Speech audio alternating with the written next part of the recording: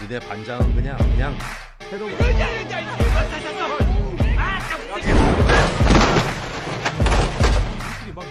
Halo sobat, kembali lagi di channel Oke Bung. Kali ini gua bercerita film Drawn Up, rilis tahun 2022. Dibintangi Ma Dong-seok. Kalau begitu langsung saja intro.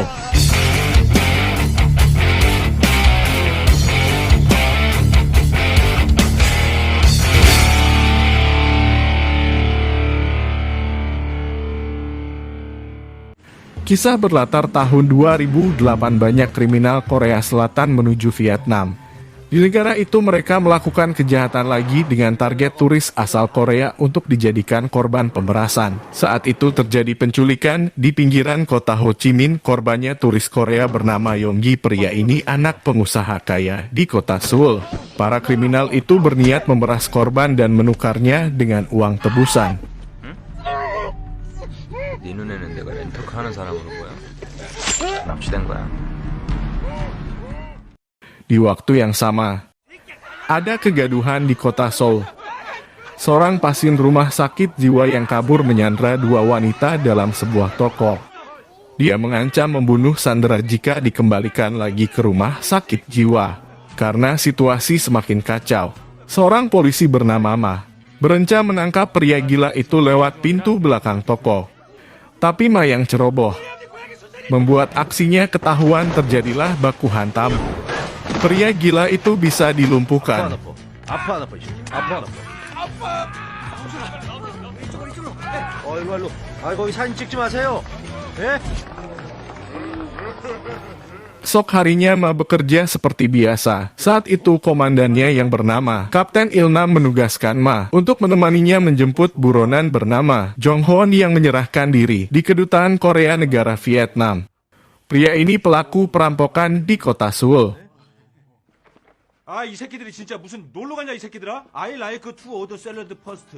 But 나만 믿고 따라와. Berapa hari kemudian Ma dan Il-man berangkat ke Vietnam. Saat tiba di bandara Ho Chi Minh, keduanya sempat ditahan petugas keamanan karena tidak mengerti ucapan petugas yang menggunakan bahasa Inggris. Setelah imigrasi Vietnam mendapat penjelasan dari staf konsulat Korea bernama Chang Su, berulah mereka dilepaskan. 가지고 이런 웃지 못할 해프닝을 다 버리고 있네. 여기 맛집 이런 게 어디 있어? Sebelum tiba di kantor konsulat, Chang Su mengajak dua polisi itu makan di sebuah kedai. Saat itu Ma melihat banyak kriminal Korea yang bebas keliaran. Ia juga tidak sengaja bertemu teman lama bernama Gasoline. Kala ini preman Korea yang merantau ke Vietnam untuk mencoba hidup baru dengan usaha karaoke plus. Ketika berbincang, Gasoline memberitahu banyak penjahat Korea yang beroperasi di seputaran kota Ho Chi Minh. 놀러 오셔. 그래. 휴가 왔어, 휴가. 그래. Paginya dua polisi itu tiba di kantor konsulat, menandatangani berkas untuk membawa pulang buronan yang menyerahkan diri. Saat bertemu, Ma bertanya alasan Jong Hoon mau menyerahkan diri. Buronan itu mengatakan merasa bersalah atas perampokan yang pernah ia lakukan di kota Seoul. Ma yang mendengar jawaban langsung tak percaya. Ia berniat mengorek info lebih dalam. Waktu diinterogasi, Ma mendapat info keberadaan rekan perampok Jong Hoon yang sama melarikan diri ke Vietnam bernama Lee. Tapi saat itu Jong Hoon tidak memberitahu lokasi partner kriminalnya yang bernama Kibak. Setelah mendengar info, Ma membujuk Il-man untuk menangkap Lee sekalian, karena dengan membawa dua buronan akan membuat karir polisi Il-man melesat. Akhirnya Kapten Il mau menuruti ucapan Ma. Setelah menemukan titik lokasi, dua polisi itu langsung bergerak menuju kosan Lee. 여기 혹시 아세요 어딘지? Tapi yang aneh, kedua polisi itu menemukan Lee sudah terbunuh. Mereka segera kembali menemui Jong Hoon untuk menanyakan sebab kematian Lee. Saat diinterogasi, Jong Hoon menjelaskan ia bersama Lee dan Kibak telah menculik orang bernama Kang untuk diperas. Tapi si Kang ini malah membujuk mereka menculik anak pengusaha Korea bernama Yonggi. Setelah kelompok Jong Hoon sepakat, Kang mengajak partnernya bernama Duik untuk membantu penculikan. Saat uang rampasan sudah didapatkan, terjadilah keributan antar dua kelompok karena setelah uang dibagi hasilnya sedikit. Waktu mereka lengah, kesempatan itu digunakan Yonggi untuk meloloskan diri. Kelompok Jonghon yang mengejar berhasil menghentikannya. Yonggi merasa terpojok, minta dibebaskan pada Jonghon dengan imbalan uang besar yang tersimpan di kamar hotelnya tanpa harus membagi dengan kelompok Kang. Tiba-tiba Kang datang menyusul dan langsung membacok Yonggi. Sementara Kibak yang selalu menentang ucapan Kang juga dibunuh sekalian. Ternyata pria itu telah menguping percakapan mereka tadi. Anjay. Malam hari di persembunyian, dua mayat tadi dikubur dalam halaman rumah Kang. Ia juga menyuruh Duik mengambil uang Yonggi yang tersimpan di penginapan. Saat itu Kang merasa belum puas. Ia mengambil potongan tangan Yonggi dan mengirim fotonya ke orang tua korban. Kang juga menuliskan minta uang tebusan seolah Yonggi masih hidup. 2 hari kemudian ia mengambil uang tebusan. Kesempatan itu digunakan Lee dan Jonghon untuk kabur. Waktu itu Kang memburu mereka karena mengira kejahatannya akan dilaporkan ke polisi. Setelah mendengar penjelasan Jonghon, Ma minta diberitahu lokasi jasad Yonggi dikubur. Esoknya Ma mengontak rekan kerjanya di Korea. Ia minta dicarikan info kejahatan Kang dan identitas orang bernama Yonggi. Hari itu Ma berencana mencari lokasi yang dikatakan Jonghon. 아, 그럼 강해상 그 새끼 딴 나라 가고 없지. 에이씨. 야, 어디가? 부과장님. Setelah menemukan jasad, staf konsulat yang mengikuti mereka langsung mengontak polisi Vietnam agar tidak terjadi salah paham. Ma kesal melihat kejahatan Kang, ia berniat menangkap. Kemudian Ma mencari info dari Gasolin. Temannya itu malah menganjurkan mencari tahu tempat persembunyian Kang. Ia harus bertanya pada preman lokal bernama Raku. 라꾸? Setelah Gasolin memberikan alamat, kedua polisi itu langsung bergerak menuju lokasi. Di waktu yang sama, ayah Yonggi yang bernama Choi menyewa tentara bayaran untuk membunuh Kang. Ia juga memakai preman lokal bernama Raku untuk memantau pergerakannya. Tentara bayaran itu mengambil kembali uang tebusan Yonggi waktu Kang tidak ada di rumah. Mereka juga bersiap untuk menjebak. Ternyata Choi telah tahu tentang kematian putranya. Ia tidak berniat melaporkan hal itu pada polisi. Di tempat berbeda, Ma dan Ilman menemui Raku setelah memaksa mereka mendapat info lokasi persembunyian Kang. 너 지금부터 똑바로 얘기 안 하면 뒤지는 거야, 알았어? 너 뭐야?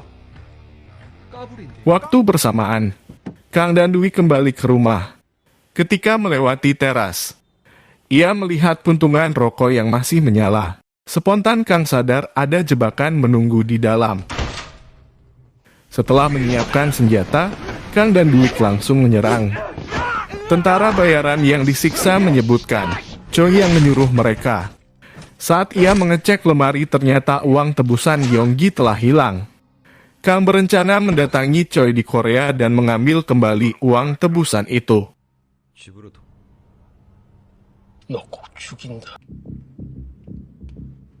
Tidak lama kemudian, Ma dan Ilman tiba di lokasi persembunyian Kang.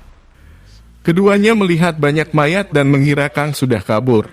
Tiba-tiba ia menyerang Kapten Ilman, terjadilah baku hantam. Kang berhasil kabur tapi Ma bisa meringkus Dwi.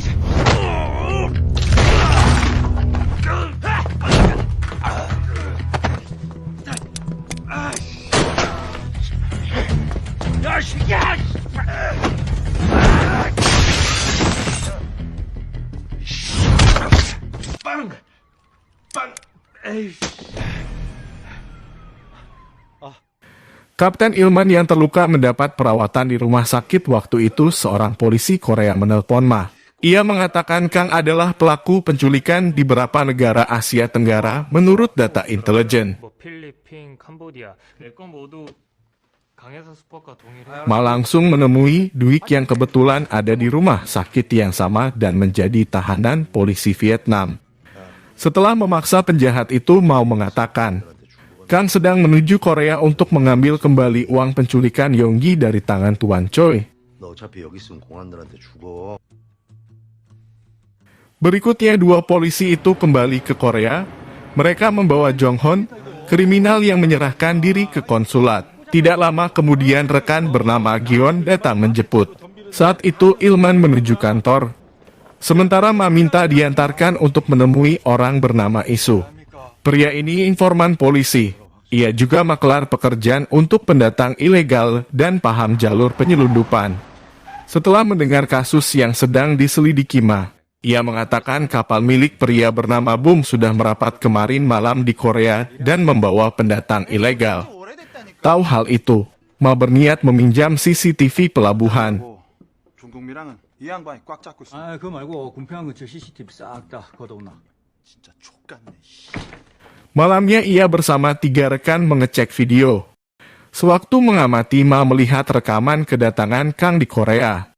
Ia langsung menyuruh juniornya untuk memasukkan penjahat itu dalam daftar DPO. Ternyata Choi sudah mendapat laporan dari pengawalnya jika si penculik Yonggi telah sampai di Korea. 네, 알겠습니다. Di waktu yang sama ada 2 pria Filipina tiba di kota Seoul. Mereka ini partner lama kejahatan Kang.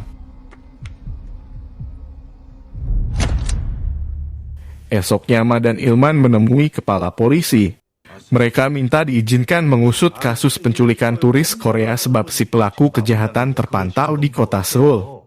Setelah mengerti, kepala polisi memberi waktu seminggu untuk mengurus kasus sampai tuntas. Karena penyelidikan akan diambil alih Departemen Luar Negeri. Selanjutnya Ma bersama 2 rekan bernama Seok dan Hon menuju kediaman Tuan Choi. Ia tahu Kang akan datang ke tempat itu. Ibu korban penculikan juga sempat mengucapkan terima kasih padanya karena telah menemukan jasad Yonggi. Saat itu Ma ditelepon Gion yang mengabarkan telah menemukan mobil curian Kang. Sebelum pergi ke TKP, ia menugaskan 2 rekan untuk memantau kediaman Choi. 나 이거 USB가 편해. Singkat cerita, di TKP, Ma diberitahu Gion lokasi penemuan mobil curian itu berada di pinggir jalan tol bekas area pabrik. Malamnya Choi berniat pergi sebentar dari kediaman. Ia ditemani seorang pengawal untuk berjaga. Saat itu Choi tidak mengenali wajah penculik putranya yang telah mengikuti. Selanjutnya Kang mengontak partner agar bersiap di parkiran bawah gedung. Ketika mengamati, 2 pria Filipina itu melihat ada kelompok pengawal Choi yang menjaga area basement. Sementara Kang yang berencana menculik Tuan Choi langsung menyerang pengawal hingga tewas.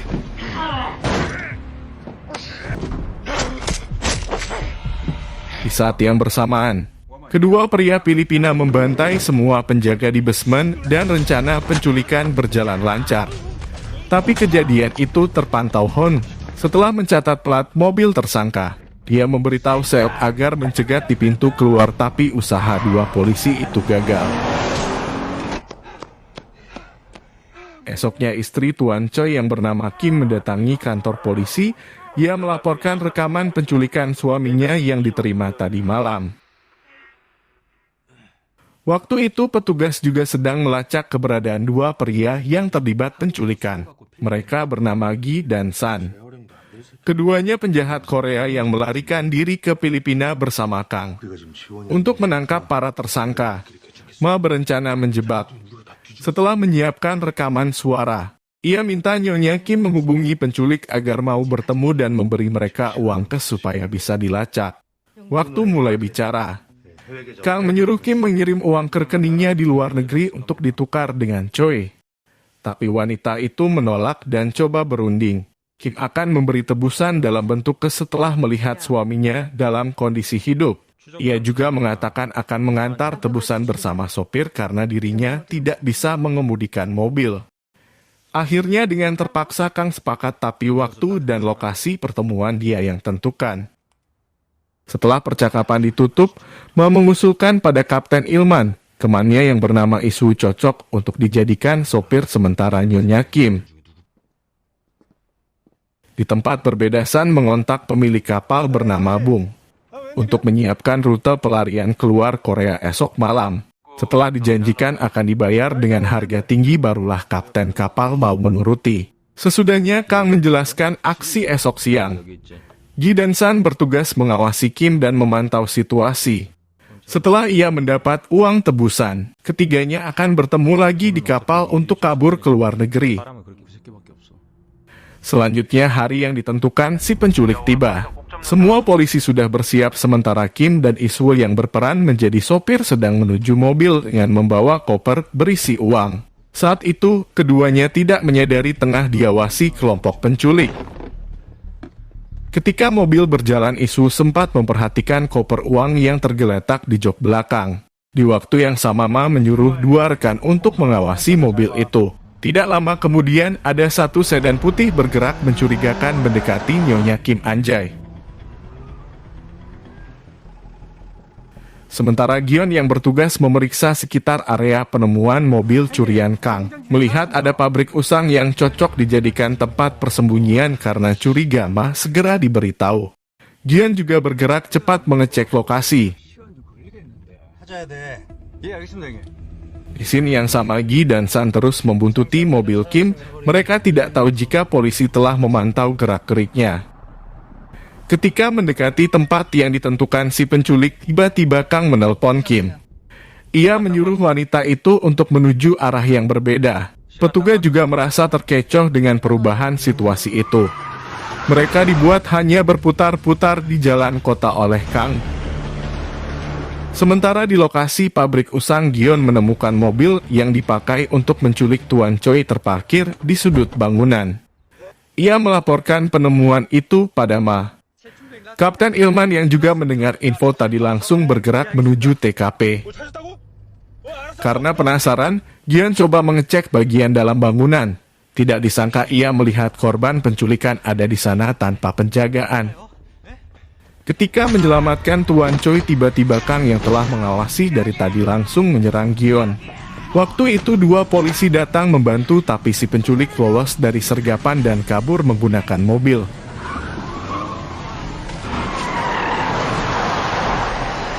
Tidak lama kemudian Kapten Ilman tiba di lokasi. Ia melihat Choi sudah dibebaskan dari penculik, tapi Gion luka parah. Hal itu langsung diinfokan ke Ma. Saat itu Kang tahu aksinya gagal. Ia mengontak Gi agar segera kabur, tapi paternya itu menolak karena merasa tidak diawasi polisi dan menuduh Kang berpikir licik ingin menguasai uang tebusan sendiri. Di waktu yang sama Ma memberitahu semua petugas untuk segera menangkap para tersangka karena korban telah diselamatkan. Kim juga diinfokan kabar itu. Kemudian ia menyuruh Isu agar memberhentikan mobil di persimpangan berikutnya sebab polisi akan menyergap Gi dan Son yang mengikuti mereka. Saat yang bersamaan Gi berniat merampas uang tebusan, ia menyuruh San menghalangi jalur mobil Kim. Melihat kejadian itu, Isu spontan panik. Ia coba selamatkan Nyonya Kim dengan kabur menuju parkiran sebuah mall, tapi kedua penculik terus mengikuti. Setelah bisa melarikan Kim ke arah tangga bangunan, Isu yang licik berpikir ingin mencuri uang tebusan dalam koper. San yang tahu hal itu langsung mengejar. Sementara Gi yang memburu Kim berencana menjadikan wanita itu sebagai sandera untuk ditukar dengan uang. Di lokasi yang sama Hon coba hentikan seorang penculik, tapi ia tidak mengerti kenapa Isu kabur sendirian tanpa Nyonya Kim. San yang merasa dihalangi langsung menyerang petugas. Ketika Hon terdesak, Seok datang membantu. Dengan kesusahan, dua polisi itu berhasil menangkap satu orang tersangka.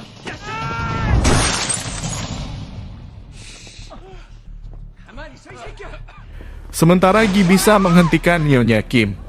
Ia menyeret wanita itu. Di saat yang genting Ma datang. Ia segera mendekati dan menghajar si penculik hingga pingsan.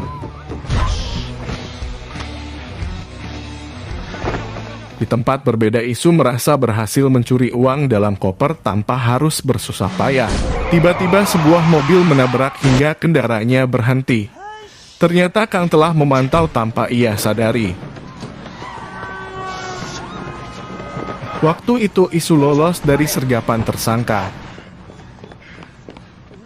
Tidak lama kemudian Ma sampai di TKP. Ia diberitahu Hon jika Isu telah mencuri uang tebusan. Malamnya Isu ada di sekitar pelabuhan karena banyak penjagaan polisi. Dia berencana mengontak kapten kapal bernama Bum agar membantu pergi dari Korea dan menjanjikan bayaran tinggi. Mendengar hal itu Bum setuju. Ia segera menyuruh anak buahnya untuk menjemput. Tidak lama kemudian tiba-tiba Kang muncul di hadapan kapten kapal. Ternyata Bum adalah pria yang pernah dihubungi Son di scene sebelumnya. Singkat cerita, Isu menunggu orang suruhan kapten kapal menjemput di lokasi yang ditentukan. Waktu itu Kang juga berada di tempat yang sama dan berniat merampas uang tebusan. Setelah mengancam akan membunuh, barulah Isu mau menyerahkan koper berisi uang. Selanjutnya Kang berencana kabur keluar Korea menggunakan jalur lain. Saat menaiki bis dia tidak tahu jika Isu melihat dan langsung memberitahu Ma. Di tengah pelariannya bis yang ditumpangi berhenti. Dia tidak menduga Ma telah menyetop laju kendaraan dan menyuruh semua penumpang turun. Ketika itu Kang merasa terpojok. Ia coba menawarkan setengah uang tebusan jika dirinya dibiarkan kabur. Mendengar hal itu, Ma menolak, ia malah ingin segera menangkap pelaku. Terjadilah baku hantam. Dengan kesusahan ia berhasil membekuk Kang si penculik.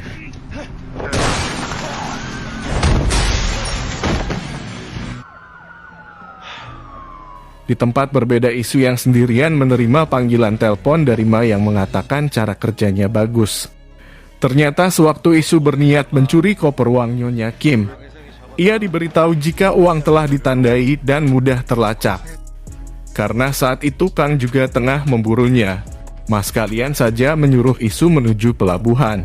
Seolah akan kabur keluar Korea dengan jalur laut, dan berita TV yang kebetulan dilihat si penculik adalah rencana Ma untuk menjebak tersangka. Di scene akhir tampak Ma bersama rekan-rekannya santai minum dalam sebuah kedai.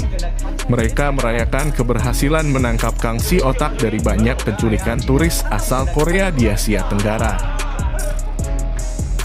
Film ini menceritakan sekelompok penculik sadis Korea dan polisi garang yang berusaha membekuknya.